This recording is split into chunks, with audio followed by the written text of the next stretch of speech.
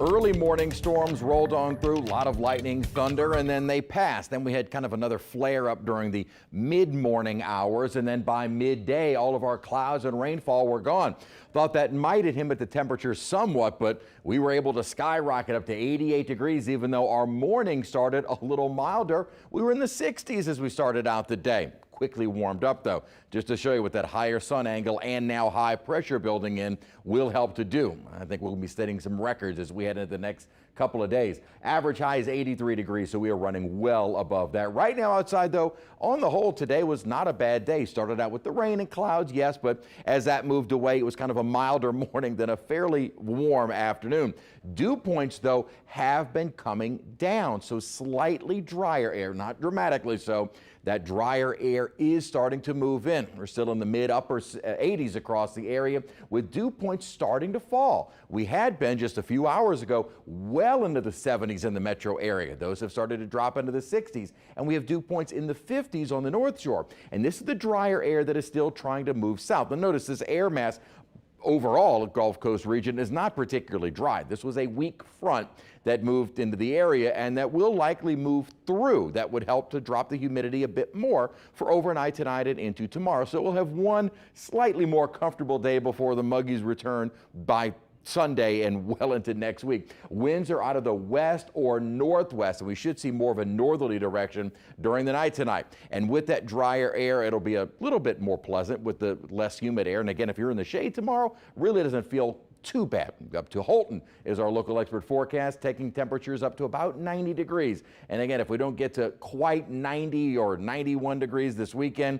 we'll be there by next week. Mostly dry for the next 7 days. Maybe some showers late next week, but not really counting on it. Temperatures are on the rise and record heat very likely. As I said, whether or not we actually hit 90 degrees tomorrow or Sunday, right now I have it still in the upper 80s because the upper ridge then starts building over us for next week. That is when we will easily get into the lower and even some mid 90s possible. That is also when we're going to be either tying or breaking record temperatures, probably for several consecutive days. Here's the upper disturbance that brought us our storms. Now severe weather breaking out along the East Coast and parts of the Ohio Valley. This upper low is actually going to continue and eventually move out over the Atlantic waters. We'll talk about that in a second. Here's the upper ridge building in. This is why we're going to stay dry and also really start to heat up as we head into the rest of the week. Now, by the end of the week, mid part and end of next week, we'll be watching this upper trough because the models are indicating